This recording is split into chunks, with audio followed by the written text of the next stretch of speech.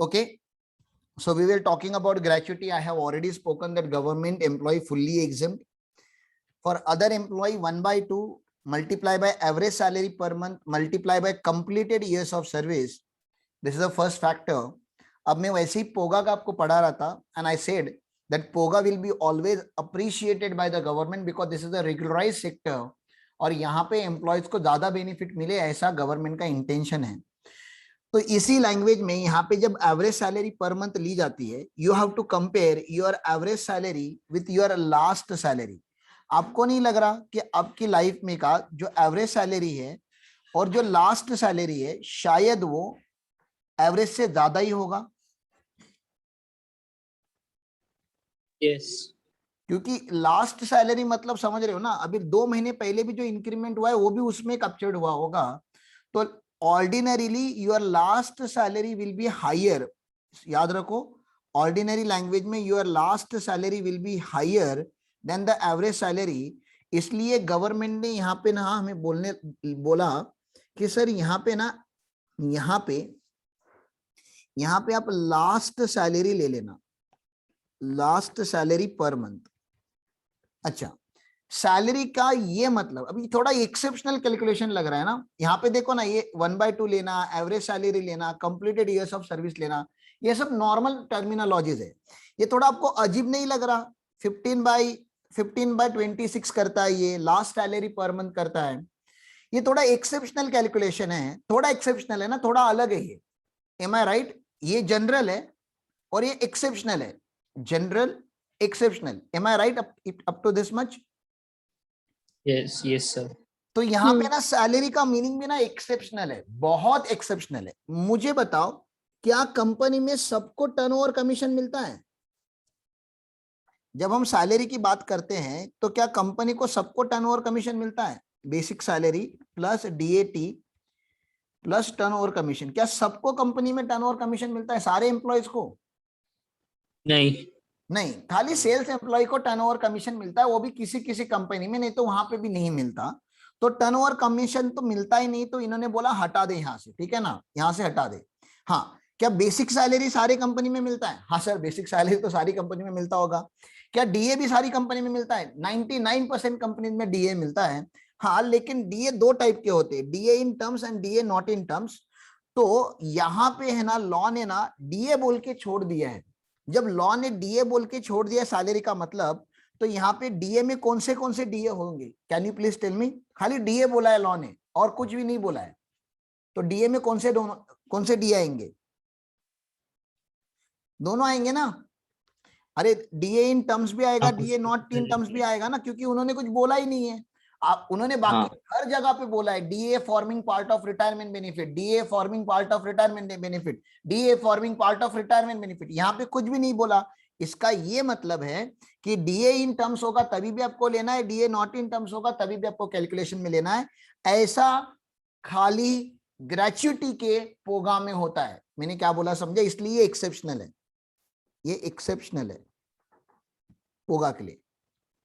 बोलो, ये बात क्लियर होगी? याद रख लोगे ना? देखो, मैं तुमको इसलिए नहीं बता रहा हूं कि तुम लोग मेरे मजे लो, मैं तुमको इसलिए बता रहा हूं ताकि तुम्हारे माइंड में ये रजिस्टर्ड हो जाए कि भाई ऐसे कुछ तो याद रखो.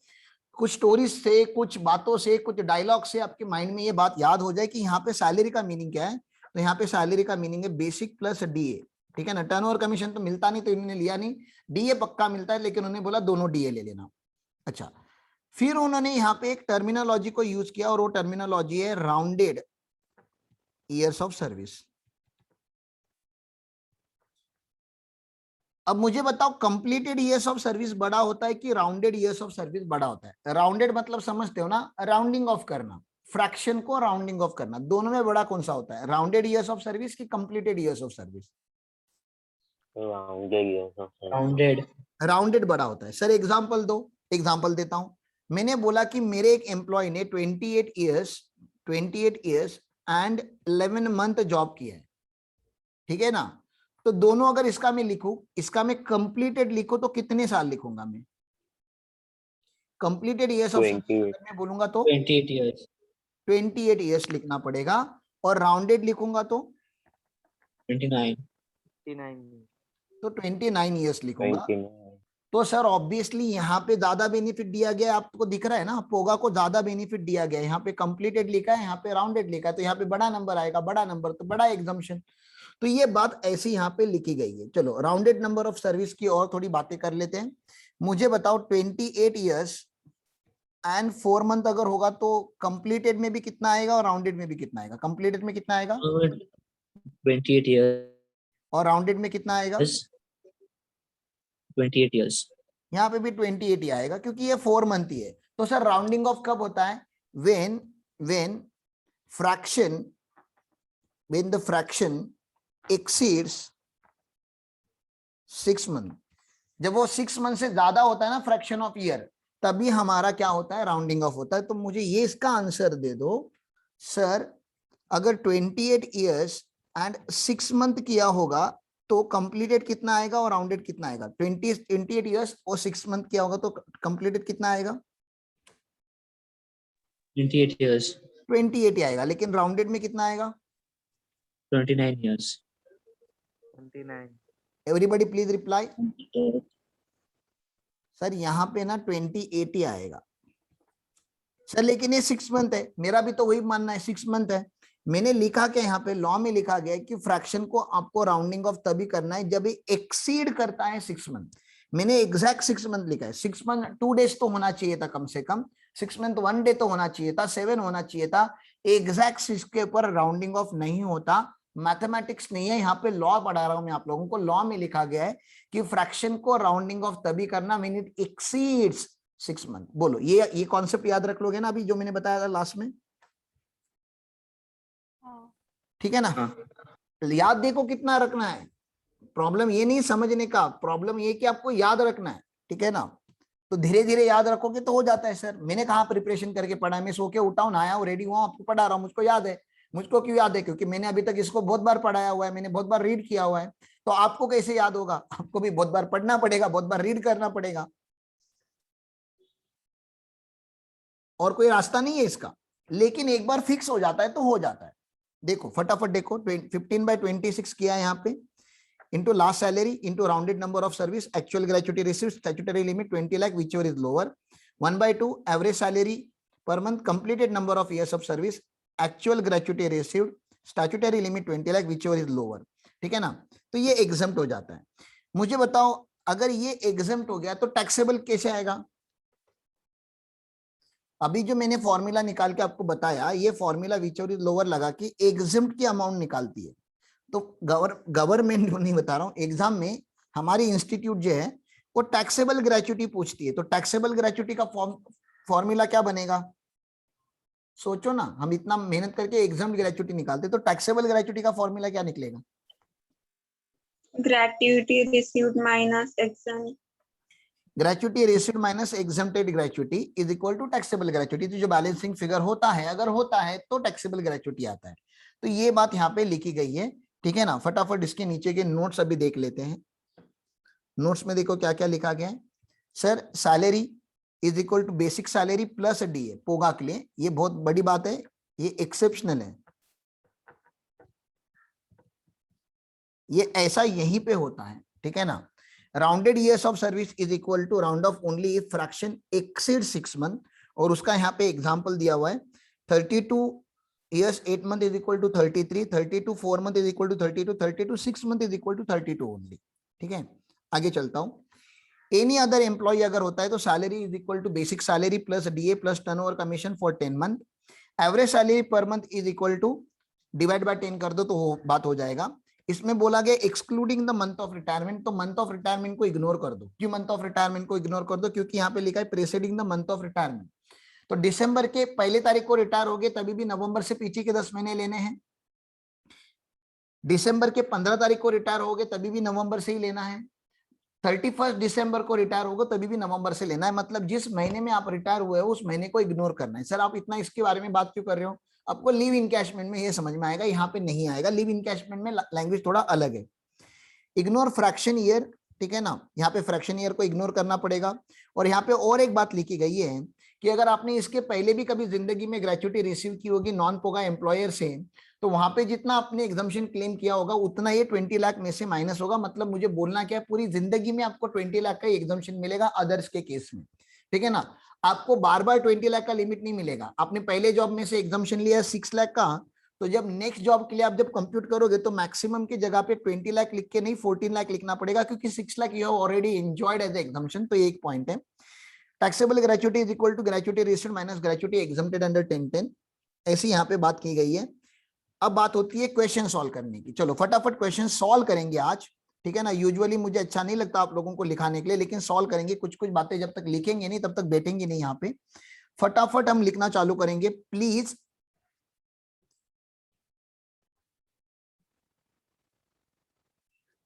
So we are doing illustration from 4 from CA inter module page number 4.27 पे का एक क्वेश्चन हम कर रहे हैं, ठीक है।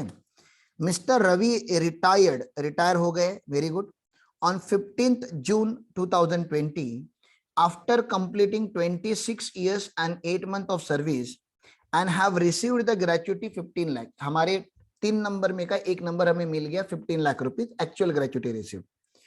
At a time of retirement his salary was basic salary 50,000 per month था, डियरनेस अलाउंस 10,000 पर मंथ था, 60% of which is retirement benefit, तो 60% डीए इन टर्म्स है, ठीक है ना। कमीशन जो इनको मिला है वो 1% है, और ये लास्ट 12 मंथ का कमीशन उन्होंने दिया, जबकि हमें 10 मंथ का चाहिए रहता है सैलरी। चलो ठीक है, इन्होंने 12 का दिया, 10 का हम कर लेंगे, कोई बड़ी बात नहीं है। इन्होंने बोनस भी मेंशन किया, लेकिन बोनस का कुछ लेना देना नहीं है ग्रेचुटी से। उन्होंने नहीं बोला कंप्यूट एग्जम्प्टेड ग्रेचुटी, उन्होंने बोला कंप्यूट टैक्सेबल ग्रेचुटी। तो टैक्सेबल ग्रेचुटी हमें निकाल के देना है। If is a private sector employ and covered by POGA, POGA में होगा तो क्या होगा, if a private sector and not covered by POGA, and if is a government employ, government employ होगा तो जितना ग्रेचुटी मिला उतना एग्जाम, तो इसका आंसर तो नील आ जाता है। इजी वाला तो मैंने बता दिया, पहले दो आपको कंप्लीट करने पड़ेंगे। चलो फटाफट कंप्यूट करना चालू कर देते हैं। इलस्ट्रेशन 4, जब भी आप डायरेक्ट टैक्स का क्वेश्चन सॉल्व करोगे आपको पैटर्न फॉलो करना पड़ेगा। तो सबसे पहले आपको लिखना होता है असेसी। असेसी का नाम क्या था यहाँ पे, mister Ravi. Legal status, by looking at his name we can come to the conclusion that he is an individual। Age बोला नहीं तो मैं एज भी लिख देता। रेसिडेंशियल स्टेटस,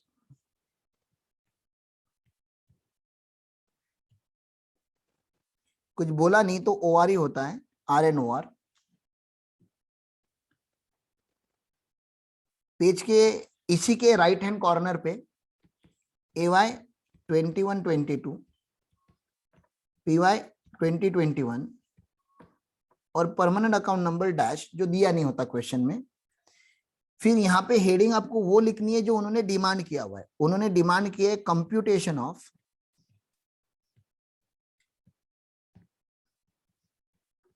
टैक्सेबल ग्रेचुटी, उन्होंने मांगा है। कुछ स्टूडेंट्स को ये नंबर, ये वर्ड दिखता ही नहीं, तो लोग एग्जाम्शन निकाल के आते हैं और बोलते हैं हमको फुल मार्क्स मिल जाएंगे। तो टैक्सेबल ग्रेचुटी लिखा है। टैक्सेबल ग्रेचुटी का एकदम सिंपल सा फॉर्मूला है। अब इसमें 3 सिचुएशन है। तो पार्ट ए,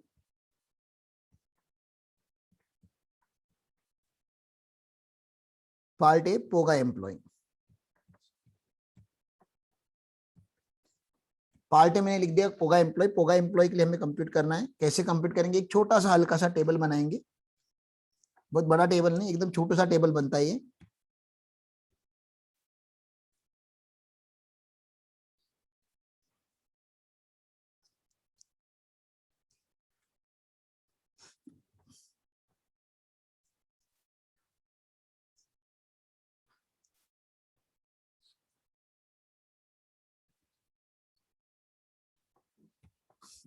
gratuity received,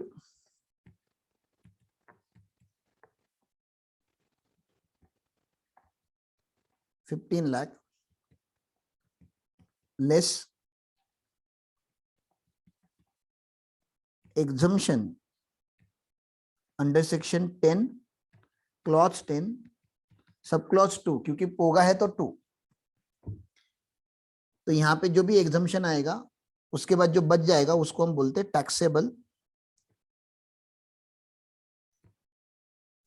टैक्सेबल ग्रेच्युटी। तो ये इतना सही टेबल, 3 लाइन का टेबल।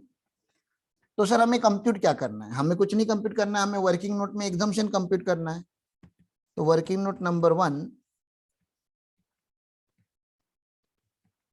एग्जम्पशन अंडर सेक्शन 10, 10, 2, ये निकालना है हमें।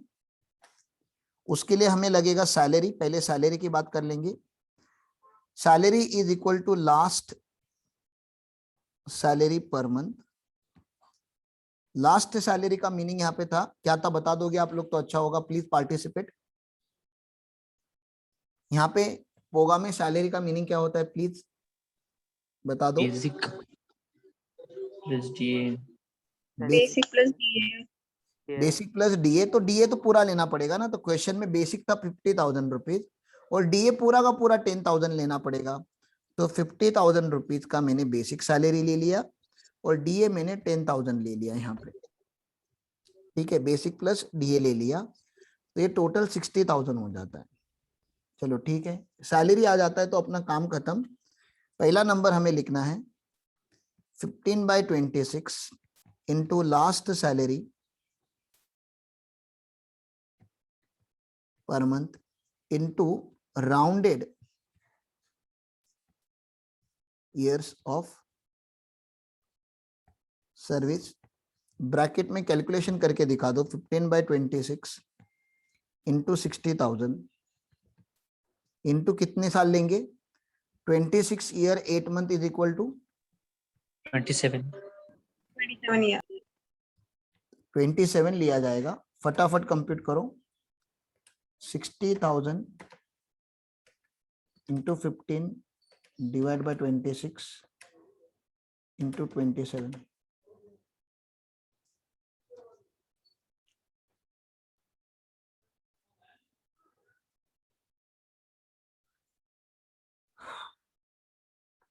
$9 लाख।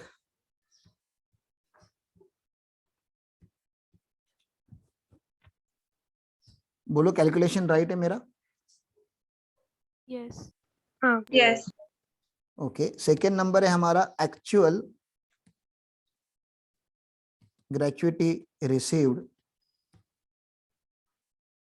15 लाख। और थर्ड नंबर है हमारा स्टैट्यूटरी लिमिट 20 लाख। इसमें से हमें लेना होता है विच एवर इज लोअर, तो वही आएगा 9,34,615। 9,31,615 को हमें यहाँ पे रखना पड़ेगा। 9,34,615 इसमें से माइनस करना पड़ेगा 15 लाख।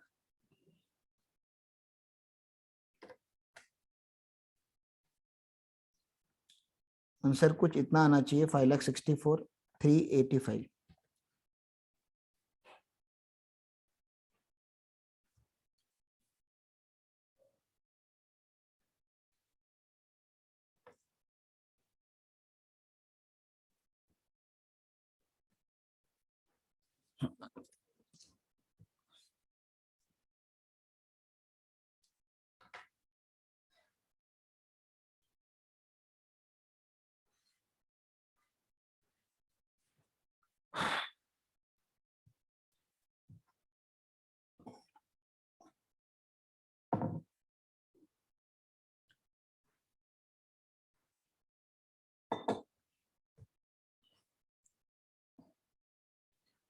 आई होप जो पोगा का कॉन्सेप्ट है वो क्लियर है।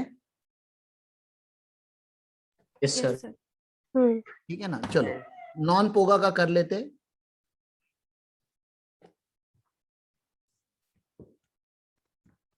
पार्ट बी, नॉन पोगा एम्प्लॉय मतलब अदर जनरल कैटेगरी वाला एम्प्लॉय। बात वही होगी, यहां पे भी छोटा सा टेबल बनेगा।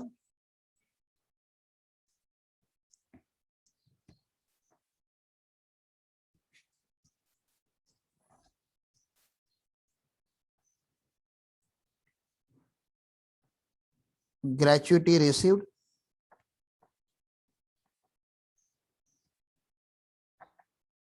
$15 lakh less exemption under section 10 clause 3, exemption compute कर लेंगे, जो आ जाएगा वो टैक्सेबल ग्रेच्युटी।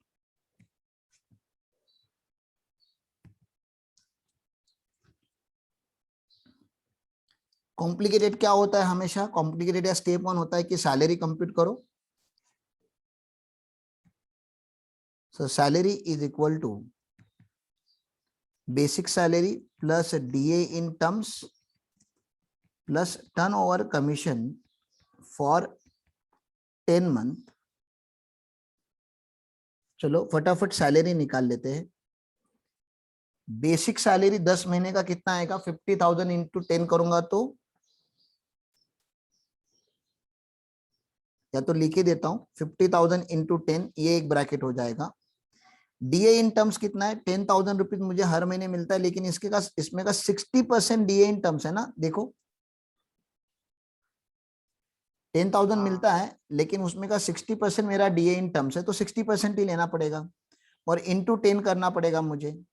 और टर्न ओवर कमीशन मुझे निकालना है। ये थोड़ा बच्चों को समझ में नहीं आता बाबा, टर्न ओवर कमीशन तो टर्न ओवर के ऊपर मल्टीप्लाई करना पड़ेगा। कितना है ये, 1 करोड़ 20 लाख है, इंटू 1% करना पड़ेगा। 1 करोड़ 20 लाख इंटू 1%, लेकिन ये 12 महीने का है ना,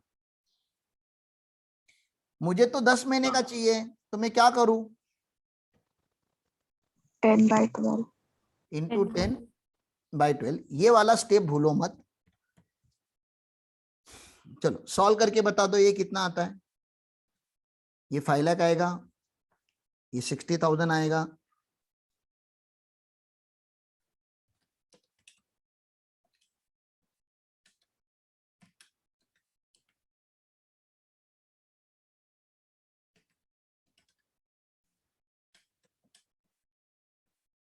ये खाली 10,000 आ रहा है। 5 लाख 60,000, 570 आ रहा है क्या,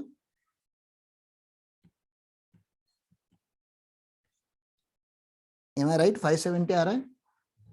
Yes.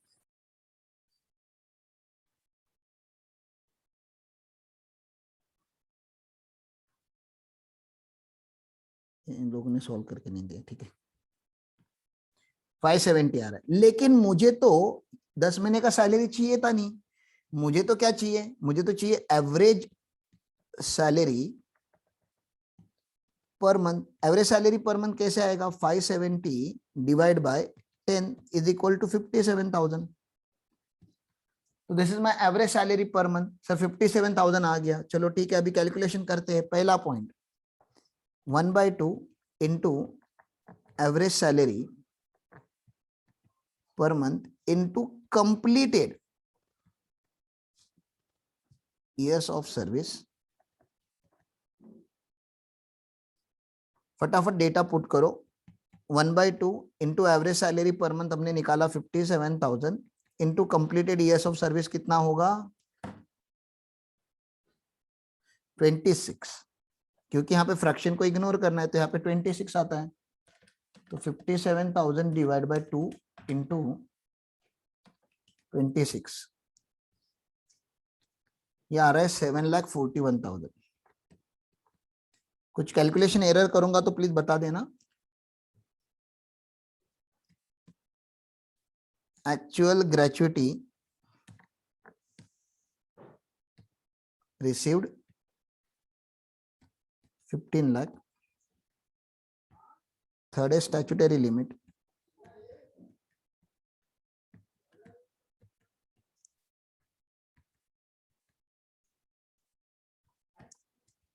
whichever is lower, 7,41,000 आएगा। तो ये 7,41,000 ऊपर आप टेबल में डाल दो, माइनस करो 7,59,000 आता है टैक्सेबल ग्रेच्युटी।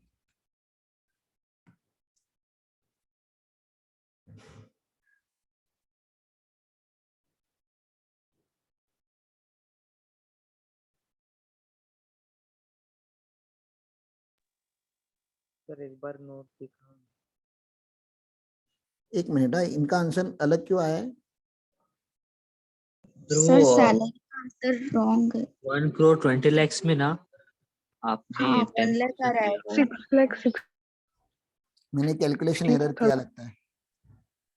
हाँ ये कितना आ रहा है? 6 lakh 60. तो बोलने 6 का लाख ना रे, 60. मैंने शायद 12 लाख लिया गलती से। 6,60,000 आ रहा है। हाँ 6,60,000 आने के बाद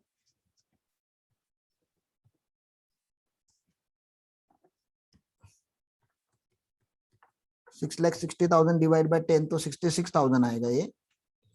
और 66,000 के हिसाब से अगर मैं कंप्यूट करता हूं तो मेरा ये वाला नंबर चेंज हो जाएगा। मुझे लगा ही, ऐसा फीलिंग आया कि मैं कुछ गलत कर रहा हूं। मैंने आपको बोला भी कैलकुलेशन एरर होगा, तो बताओ। 33 इंटू 26 अगर मैं करता हूं तो 8,58,000।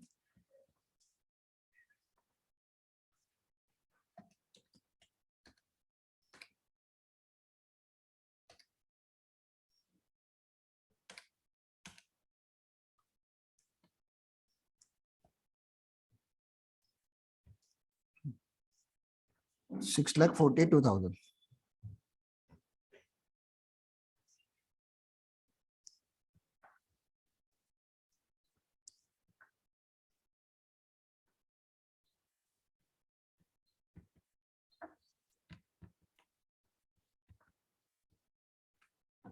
$6,42,000 आता है यहाँ पे।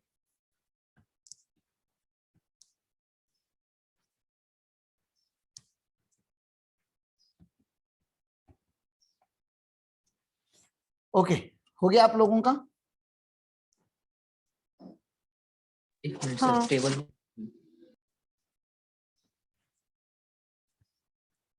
जिनका हो गया वो लोग प्लीज गवर्नमेंट एम्प्लॉय भी लिख दो फटाफट। गवर्नमेंट एम्प्लॉय तो 3 लाइन का आंसर है। Gratuity received minus gratuity exempted, पूरा एग्जम्प्ट हो जाएगा ना वहां पे।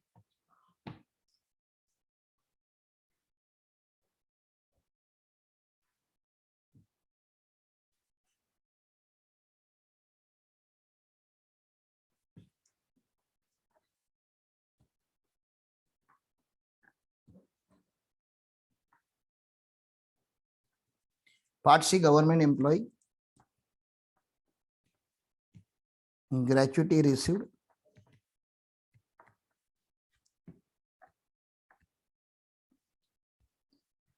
Less gratuity exempted under section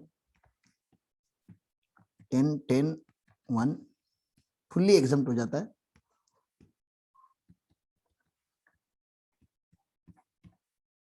तो टैक्सेबल ग्रेच्युटी आ जाएगा नील।